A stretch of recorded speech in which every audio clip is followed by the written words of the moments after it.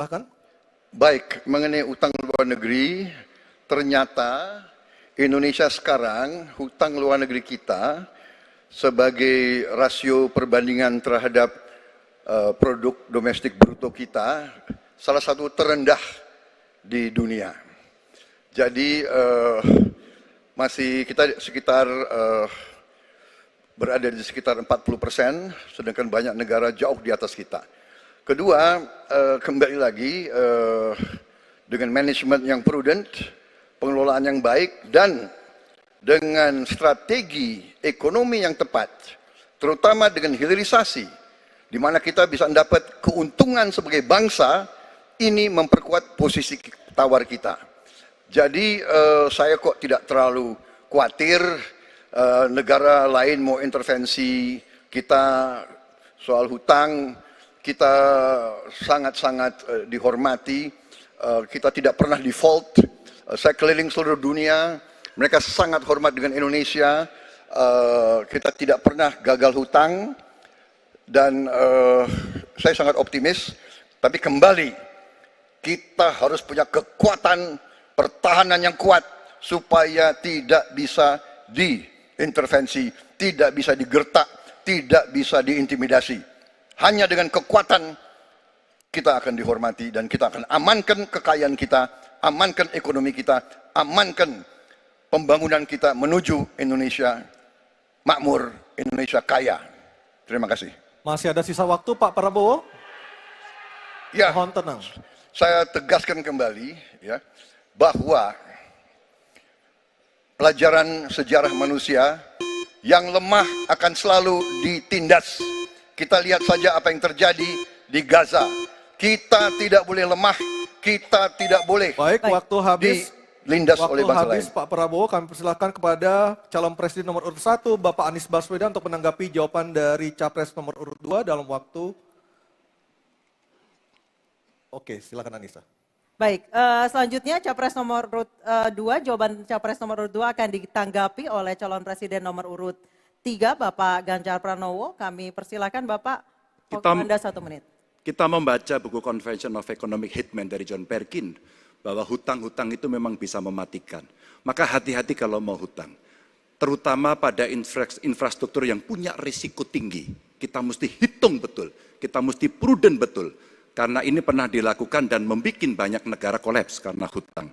Namun demikian, kalau mau pakai kekuatan dalam negeri, artinya wajib hukumnya kita mendorong ekonomi tumbuh 7%, kemudian govern berjalan bisa dengan baik, maka ICOR bisa turun 4%, dan kemudian kita mesti betul-betul anti korupsi. Kalau itu tidak dilakukan, maka tidak akan tumbuh ekonomi yang ada di tempat kita. Ease of doing business mesti dilakukan. Hanya saja memang, kalau kita bicara pada industri pertahanan kita, mesti kita kuatkan industri dalam negeri. Jadi mohon maaf kaitan dengan hutang, no utang, no usang. Sehingga alutsista kita betul-betul kita lakukan transfer of teknologi dari dalam negeri. Waktunya habis. Waktu sudah habis. Mohon tenang, mohon tenang, mohon tenang. Sekali lagi mohon tenang. Kami persilakan kepada calon presiden nomor urut 1, Bapak Anies Baswedan, menanggapi jawaban dari capres nomor urut 2 dalam waktu 1 menit, Pak Anies.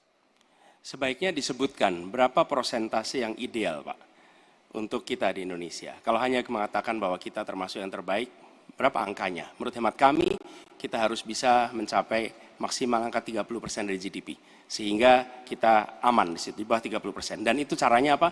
Dengan satu, menata hutangnya, yang kedua memperbesar GDP-nya. Yang tidak kalah penting adalah melakukan pengembangan skema-skema yang lebih kreatif dalam mencari hutang luar negeri, termasuk pelibatan swasta. Lalu memastikan bahwa ada perluasan wajib pajak yang harapannya nanti akan memperkuat juga GDP kita, di samping mengurangi kebocoran pajak. Dan hutang-hutang yang kita gunakan untuk aktivitas produktif. Jangan hutang itu digunakan untuk kegiatan yang non produktif. Misalnya, hutang dipakai untuk membeli alutsista bekas oleh Kementerian Pertahanan. Itu bukan sesuatu yang tepat. Justru kita harus sebaliknya yang kita kerjakan. Baik. Terima kasih. Harap tenang dulu. Harap tenang dulu. Kita kembali ke calon presiden nomor urut 2, Bapak Prabowo Subianto, untuk merespon tanggapan dari kedua capres. Waktu Bapak 1 menit, silakan. saya nggak mengerti. Jangan-jangan guru kita, buku kita sama, Pak Ganjar. Kok saya banyak sependapat. Terus aja. Saya akan bilang AA. Saya bukan orang macam-macam. Tapi Pak Anies, saya kira Pak Anies perlu belajar ekonomi lagi, ya kan? Jadi kalau bilang ideal 30%, dasarnya apa?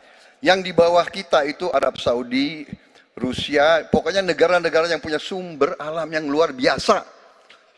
Tetapi 40% ya salah satu terendah sekarang. Jadi kalau kita mau bangun industri, tadi saya setuju sebagian dari yang Bapak sampaikan. Oh iya, kenapa? Yang penting utang itu produktif. Itu saya setuju. Tapi kita bisa sampai 50%, tidak ada masalah. Kita tidak pernah default. Kita tidak pernah default. Kita dihormati di dunia. Baik. Terima kasih. Baik, terima kasih. Baik, kita beralih ke pertanyaan